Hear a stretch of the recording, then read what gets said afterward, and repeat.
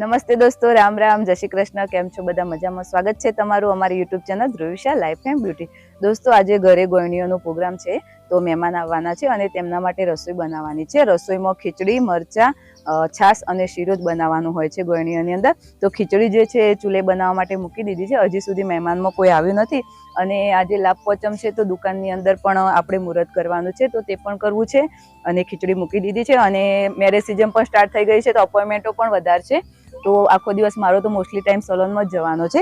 અને તમે જોઈ શકો છો ખીચડી મૂકી દીધી છે.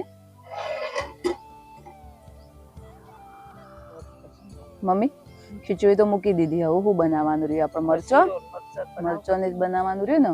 શાક રોટલી ને એવું નહીં બનાવવાનું ને? શાક રોટલી તો જગો આવું તો એ રાત કદાચ કોઈ માતા હોય તો રોટલીઓ કરવી પડે. બરાબર બરાબર, એ તો જોઈએ હેડો. પણ આજ તો બધું તમારે જ રોધવું પડશે, ઘરાક આવશે છે મારે તો. ખીચડી તો થઈ જાય છે અને શીરો તો પન્ના બનાવશે એટલે બનાવડાવશે. કેટલા વર્ષથી ગોયણીઓ કરો છો મમ્મી? આપણે હું તો આઈ ટેન્ડાની ગોયણીઓ કરું છું. પેલા મિયાલ કરતો બધો, પણ મિયાલ થી કાઢી નાખી. પણ અમાર તો ચાલુ અમે તો રાખી. એ લોકો જઈને બઈને. તો દોસ્તો, મમ્મી ખીચડી બનાવી રહ્યા છે અને ઓમ પણ ઉઠી ગયો છે, એ પણ તૈયાર થઈ ગયો છે અને ચા નાસ્તો આપવાનો હતો એ પણ આપી દીધો છે. અને હવે હું જોઉં છું સલોનમાં, કેમ કે કસ્ટમર આવી ગયા છે.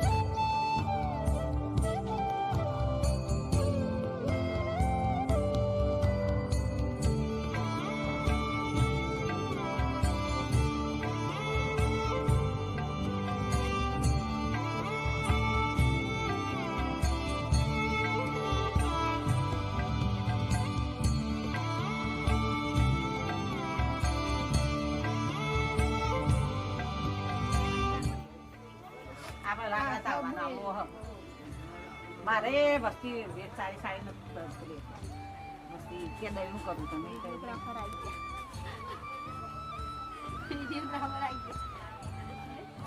નોકરી કરે ચકોડી જેમ થોડી પાટી ના પણ સરસ આવી નોટ પટેલમાં ના કરી એટલે એવું લાગે.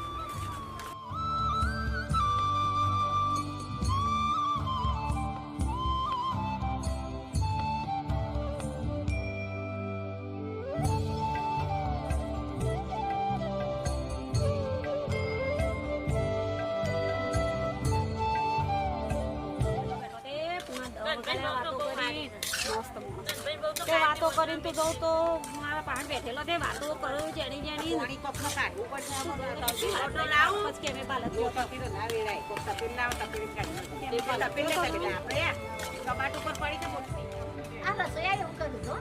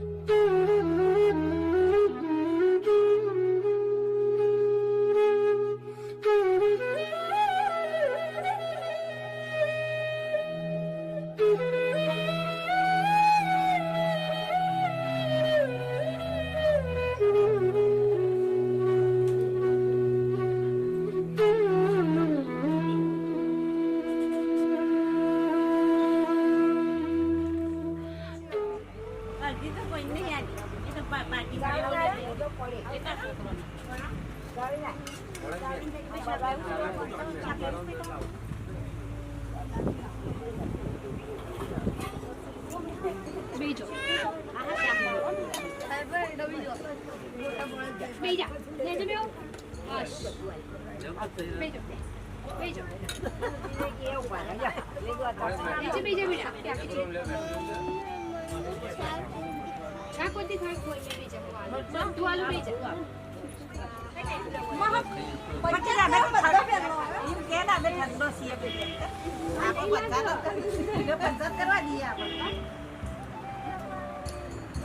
પાણી બકા પાલા લાગી ગયા મારો વેદ તો ખાવ ને પાણી આલુ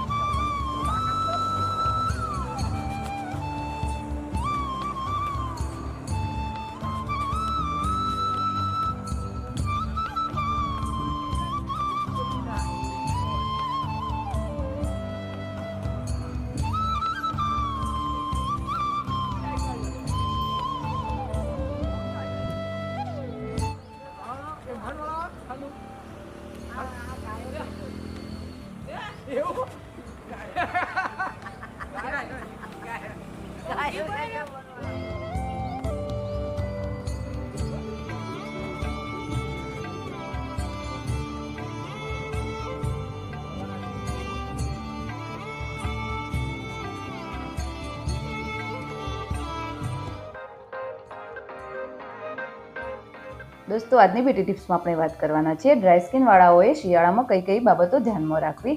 જેની પણ સ્કિન ડ્રાય રહેતી હોય તેને બહુ ગરમ પાણીનો પણ યુઝ ન કરવો ફેસ માટે અને બહુ ઠંડા પાણીનો પણ યુઝ ન કરવો. તેની જગ્યાએ નોર્મલ પાણીનો ફેસ વોશ માટે યુઝ કરવો અને સાબુનો પણ ઉપયોગ બિલકુલ ન કરવો. તેની જગ્યાએ ફેસ વોશ જે આવે છે ડ્રાય સ્કિન માટેના સ્પેશિયલ તેનો જ યુઝ કરવો અને અઠવાડિયામાં 2 વાર મધ અને દૂધથી મસાજ કરવી ફેસ પર, જેથી કરીને સ્કિનનું મોઇશ્ચર બની રહે અને સ્કિન ડ્રાય પણ ન થાય અને ડલ પણ ના થાય. અને ઠંડા પવનમાં જ્યારે પણ બહાર નીકળો ત્યારે ફેસને કવર કરીને જ નીકળવું, જેથી કરીને ઠંડીના લીધે પણ સ્કિન બહુ ડ્રાય ના થાય અને બ્લેક ન પડે. તો દોસ્તો આજે ઘરે ગરણીઓનો પ્રોગ્રામ હતો એ પણ પૂરો થઈ ગયો અને મહેમાન પોતાના ઘરે જતા રહ્યા અને આખો દિવસ મારો આજે સલોનમાં જ ગયો છે. મહેમાન જોડે પણ હું નથી બેસી શકી, જમવા પૂરતી જ નીચે આવી હતી અને આખો દિવસ કસ્ટમરનું કામ ચાલુ ને ચાલુ જ હતું. અત્યારે નીચે આવ્યા તો મમ્મીએ જમવાનું પણ બનાવી દીધું હતું અને બધાએ જમી પણ લીધું. હું અને જે બંને જમવાનું બાકી છે તો જમી લેશું અને પછી સૂઈ જઈશું, કેમ કે કાલે પણ અપોઇન્ટમેન્ટો સવારથી સ્ટાર્ટ થઈ જાય છે. અને હવે મળીએ આપણા નવા વિડીયોમાં. તમને અમારા વિડીયો ગમતા હોય તો અમારી ચેનલને લાઇક, શેર અને સબસ્ક્રાઇબ જરૂરથી કરજો અને બેલ આઇકન પણ પ્રેસ કરજો, જેથી કરીને તમને નવા વિડીયોની નોટિફિકેશન મળતી રહે. મળીએ હવે આપણા નવા વિડીયોમાં. Bye bye.